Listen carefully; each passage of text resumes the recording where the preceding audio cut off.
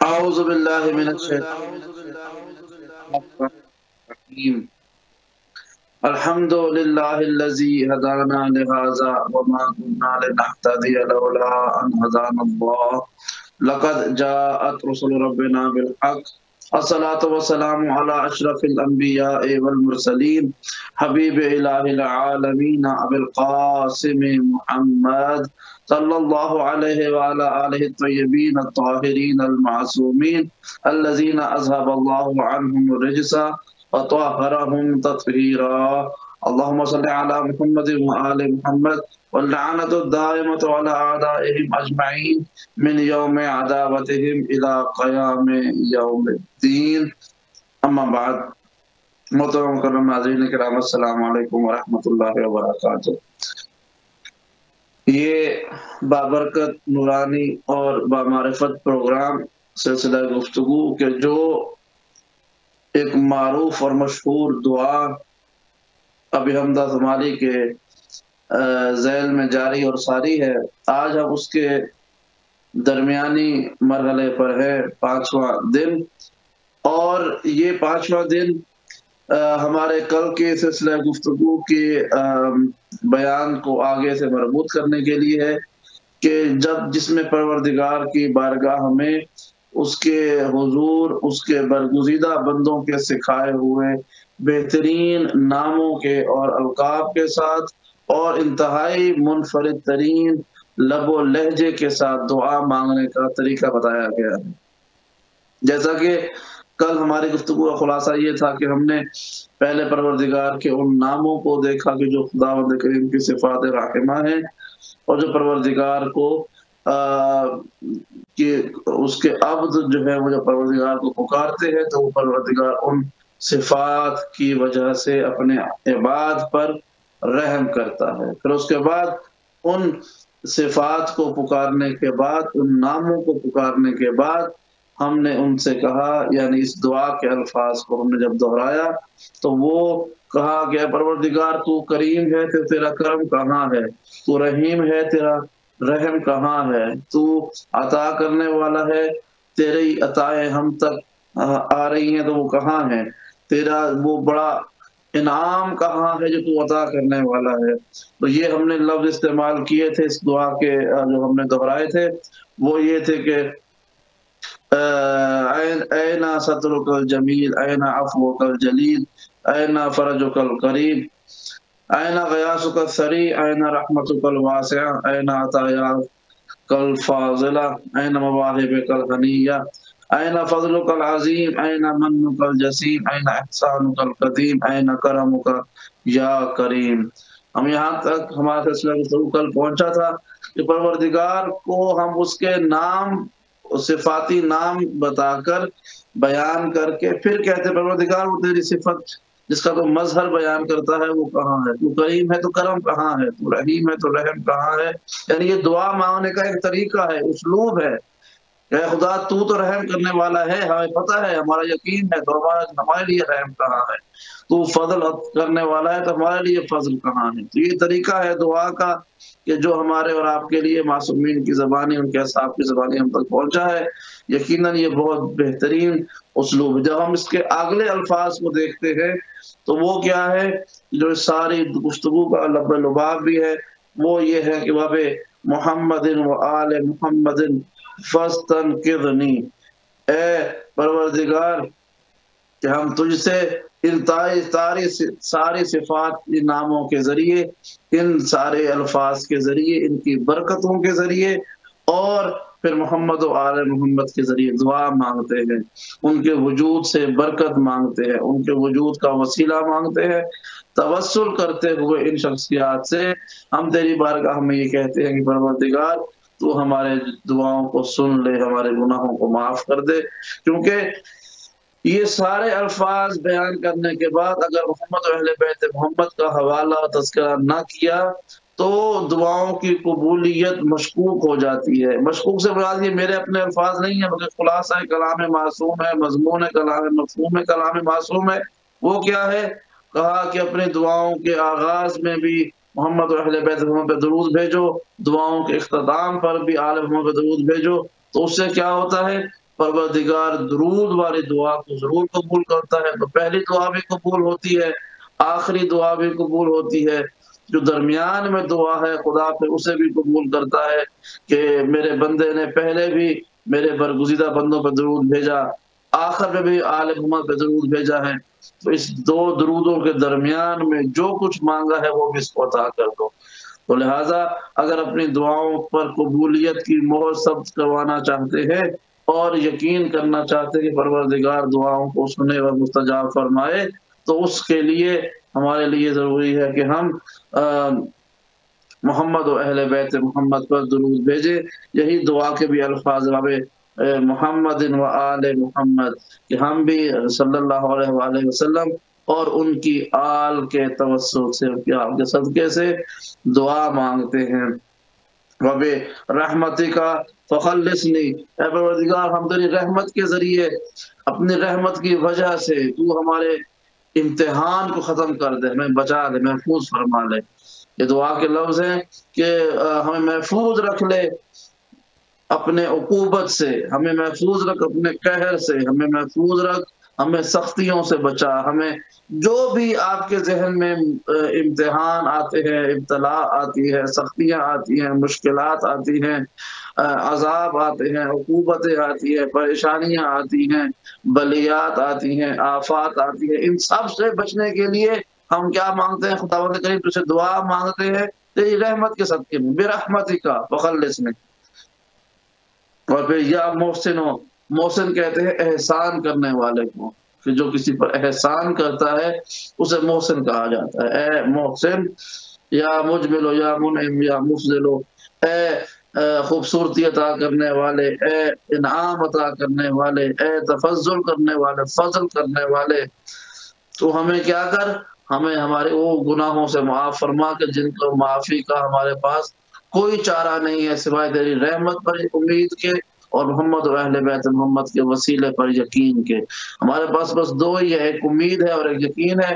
امید تیری رحمت پر ہے، یقین آل محمد کے وسیلے پر ہے۔ جب محمد و اہل بیت محمد کا وسیلہ مل جائے گا تو تیری رحمت پر ہمیں یقین کامل ہو جائے گا کہ تو یقیناً آل محمد کے صدقے میں، توسل میں ہمارے گناہوں کو معاف کرے گا، ہم پہ رحمت نازل کرے گا۔ کیوں؟ کیونکہ تو محسن بھی ہے، تو مجمل بھی ہے، تو منعم بھی ہے، تو مفضل بھی ہے۔ یہ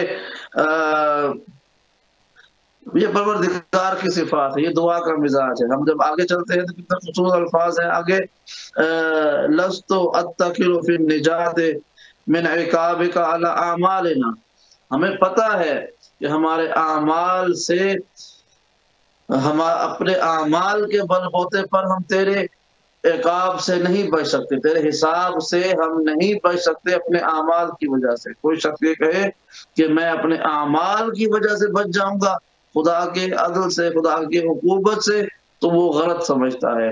خدا کی عقوبت سے، خدا کی پکڑ سے کوئی شخص اپنے اعمال کے ذریعے نہیں بچ سکتا ہے۔ یہ اعتراف کرتے ہیں ہم بھی اس جملے میں، یہ اعتراف ہے ہمارا کہ ہم اپنے اعمال کے ذریعے تیرے عقوبت سے نہیں بچ سکتے، تیرے امتحان اور تیری پکڑ سے ہم لوگ نہیں بچ سکتے، چاہے کچھ بھی ہو جائے، ہمارے اعمال اس قابل ہی نہیں ہیں۔ تو پھر کیا ہوگا؟ بل بفضلک علینا، اگر ہم بچیں گے کسی وجہ سے اب تیری عقوبت سے تو وہ تیرے فضل کی وجہ سے بچیں گے۔ سبحان اللہ، کتنے خوبصورت الفاظ ہیں کہ اے پروردگار ہم اپنے، پتہ ہے ہمیں ہمارے اعمال اتنے معتبر نہیں ہیں کہ ہم ان اعمال کی بنا پر تیری عقوبت سے بچ جائیں۔ اگر ہم بچیں گے، بل بفضلک علینا، اگر ہم بچیں گے تو تیرے فضل کی وجہ سے بچیں گے، تیری عطا کی وجہ سے بچیں گے۔ یہ ہر لفظ کا الگ معنی ہے، فضل، کرم، لطف، ان تمام چیزوں کے الگ معنی ہیں، لیکن ہم اجمالی طور پر بیان کریں، کلی طور پر تو وہ یہی ہے کہ پروردگار کی عطا کی وجہ سے، اس کے رحمت کی وجہ سے ہم بچ سکتے ہیں، اپنے اعمال کی وجہ سے نہیں بچ سکتے۔ یہ تو ایک حتمی فیصلہ ہے، اسی لیے ہم اس بات کا اعتراف بھی کرتے ہیں۔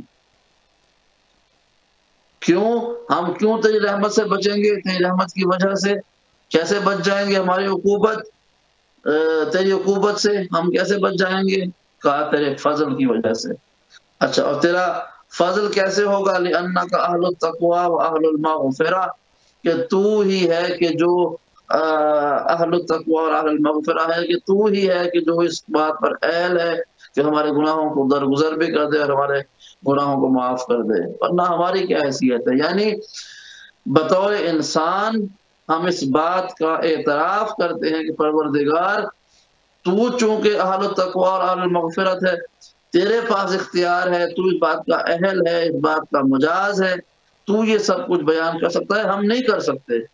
تیرا ہم کہیں کہ جی ہم اپنے گناہ معاف کروا لیں گے، یہ ہمارا یہ غلط فہمی، یہ کام ہم نہیں کر سکتے۔ ہم اپنے گناہوں کو معاف نہیں کروا سکتے اپنے اعمال کی بنیاد پر۔ تو معاف کرے گا تو تیرے فضل کی وجہ سے ہوگا، چونکہ تو اس بات کا اہل ہے کہ تو یہ کر سکے، تیرے پاس اختیار ہے تو یہ کرے، تیرے پاس قدرت ہے تو یہ کرے۔ ہمارے پاس کیا ہے؟ ہمارے پاس تو بدعمالیاں ہیں، ہمارے پاس تو کوئی نیک کام نہیں ہے، پتہ نہیں جو نیک ہے وہ قبول ہے یا نہیں ہے۔ ہمارے پاس کیا ہے؟ کچھ بھی نہیں ہے۔ تیرے پاس کیا ہے؟ تیرے پاس لطف بھی ہے، کرم بھی ہے، جود بھی ہے، سخا بھی ہے، اکرام بھی ہے، کرم بھی ہے، یہ سب کچھ تیرے پاس ہے، ہمارے پاس کچھ بھی نہیں ہے۔ لہذا ہمیں تو اپنی ان فضل والی نعمتوں سے، رحمتوں سے، برکتوں سے، عنایات سے، خوش بختیوں سے نواز کہ تو ہی اہل تقوی اور اہل مغفرت ہے۔ یہ کام تیرا ہے، یہ کام ہمارا نہیں ہے، یہ کام ہم نہیں کر سکتے۔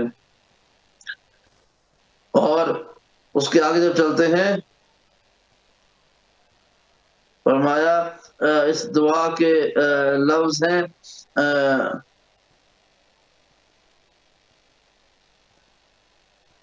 اس دعا کے الفاظ ہیں لِأَنَّكَ أَهْلُ التَّقْوَى وَأَهْلُ الْمَغْفِرَةِ تُبْدِئُ بِالْإِحْسَانِ نِعْمًا وَتَعْفُو عَنِ الذَّنبِ كَرَمًا، کہ تو وہ ہے کہ جو اپنے احسان نعمتیں دے کر ہم پر احسان کرتا ہے، نعمتیں دیتا ہے تاکہ احسان ہو رہا ہے، کرم ہو جائے۔ پھر یہ بات ہے، اس احسان سے مراد یہ ہمارے اردو والا احسان نہیں ہے، بلکہ اس احسان سے مراد پروردگار کی صفت ہے، وہ صفت کہ وہ جس کے ذریعے اپنے بندوں پر احسان کرتا ہے، نیکیاں کرتا ہے، ان کو زندگی گزارنے کے جو اسباب اور وسائل ہیں وہ مانگے ہوئے یا بغیر مانگے عطا کرتا ہے، اسے احسان کہتے ہیں۔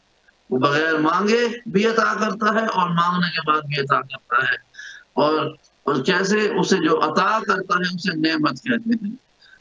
اپنی احسان کی وجہ سے جو ہمیں شے عطا ہوتی ہے وہ اسے نعمت کہتے ہیں، کہ تو چونکہ اہل تقوی اور اہل مغفرت ہے، تو ہمیں جو عطا کرتا ہے وہ اپنے احسان کے ذریعے نعمتیں دے کر احسان کرتا ہے۔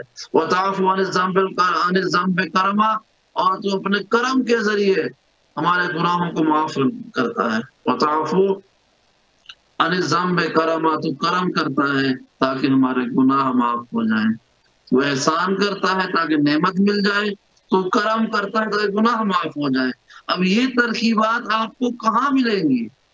ان الفاظ کے ساتھ دعا کرنے کا اسلوب آپ کو کہاں ملے گا؟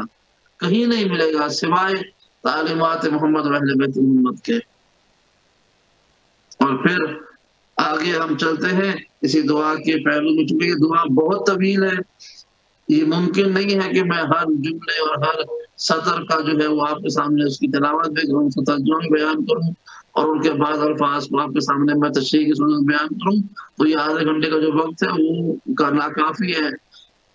اور 10 دن کے اس پروگرام میں یعنی کل 5 گھنٹے بنتے ہیں، تو 5 گھنٹے میں مجموعی طور پر بھی یہ سب کچھ ہونا ممکن نہیں ہے کہ ہم اس دعا کے ایک لفظ پہ غور کریں اور اس کو ہم کما حق کو بیان کر سکیں۔ لہٰذا میری کوشش یہ ہے کہ کچھ ایسے الفاظ کے جن کا تعلق ہماری براہ راست زندگی سے ہے، جو ہم زندگی میں انکاؤنٹر کرتے ہیں، اپنے زندگی میں ایکسپیرینس کرتے ہیں، ہم اس کو آپ کے سامنے بیان کریں، اس سے عام فہم زبان میں وہ مطالب سمجھ میں آ جائیں کہ جو ہمارا مقصد ہے ورنہ مشکل گفتگو کر کے یا صرف یہ اس کے نص پڑھ کے پھر اس کو ترجمہ کر کے بیان کریں وقت لگ جائے گا، جو کہ بہت سے افراد کے لیے سیر حاصل بھی نہیں ہوگا۔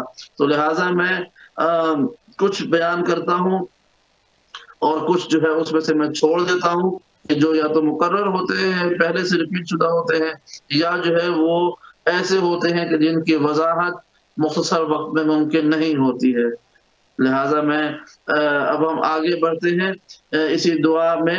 تو پروردگار کی بارگاہ میں ہمارے لفظ کیا پہنچتے ہیں، انت المحسن ونحن المسیئون، کہ اے پروردگار تو محسن ہے، تو احسان کرنے والا ہے اور ہم گنہگار ہیں۔ وہ محسن ہے اور ہم مسیء ہیں۔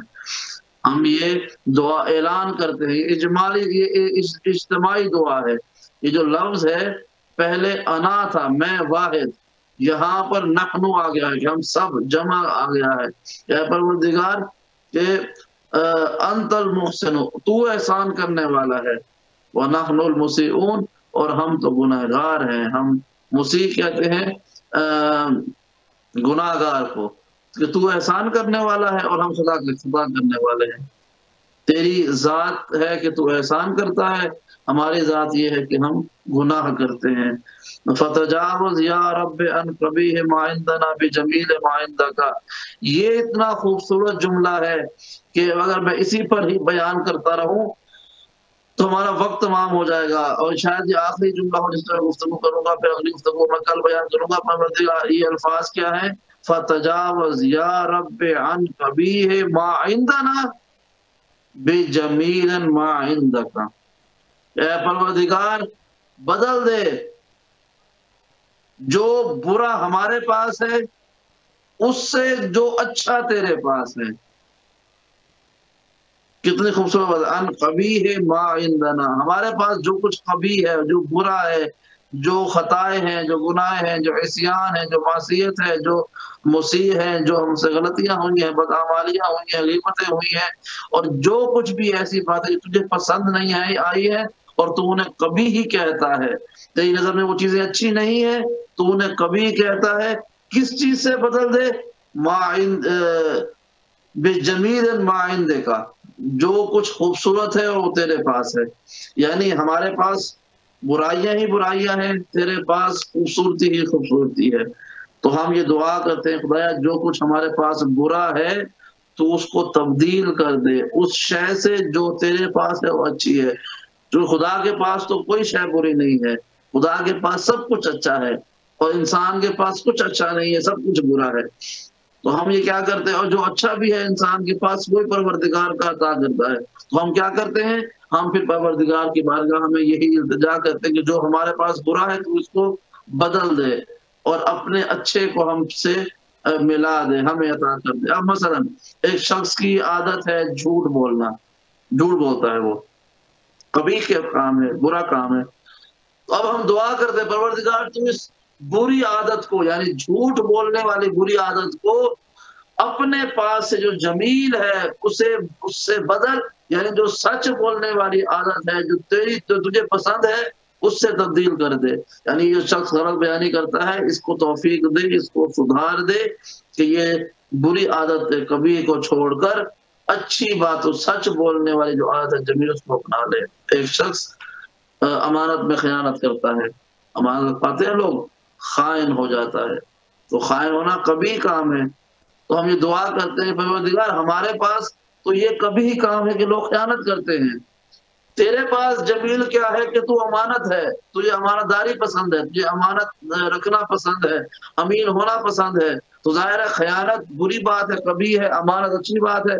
تو پھر کیا کرتے پروردگار کو اس صفت قبیحہ کو، یعنی خیانت کو بدل دے صفت جمیلہ، کس کے ساتھ، امانت داری کے ساتھ۔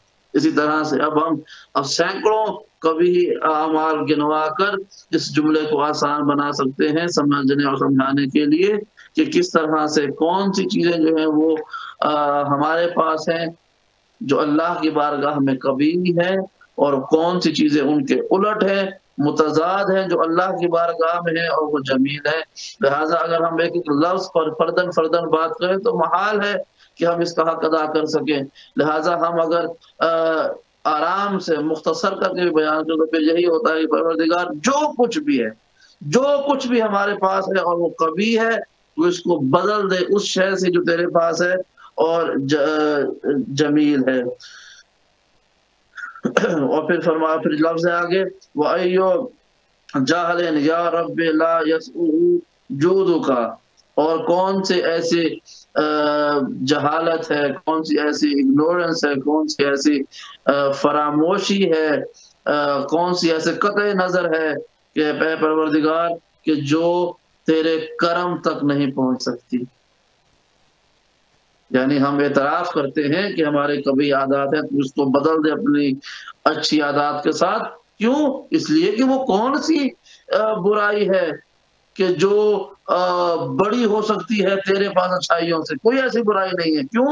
تیرا جود تو ہر شے سے وسیع ہے، تیرا کرم ہر شے سے وسیع ہے۔ لہٰذا ہم جو ہے وہ اپنے ان برے چھوٹے اعمال کو تیرے بڑے وسعت والے جود اور کرم کے سے بدلنا چاہتے ہیں، تو تو ہمارے لیے یہ مہربانی فرما کہ ان کو جو ہے وہ مختصر کر دے۔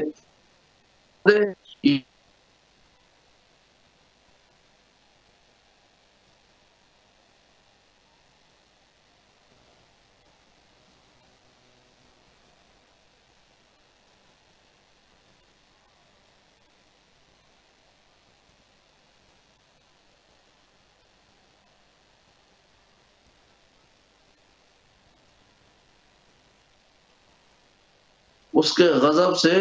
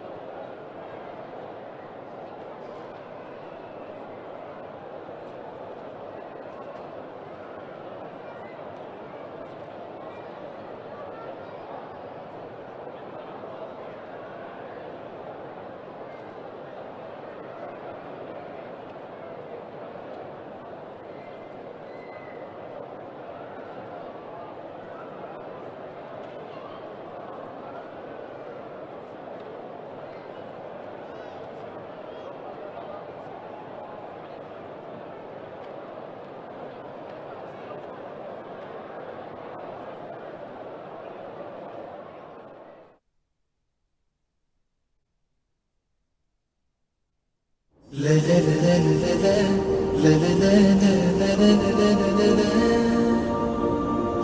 لا لا لا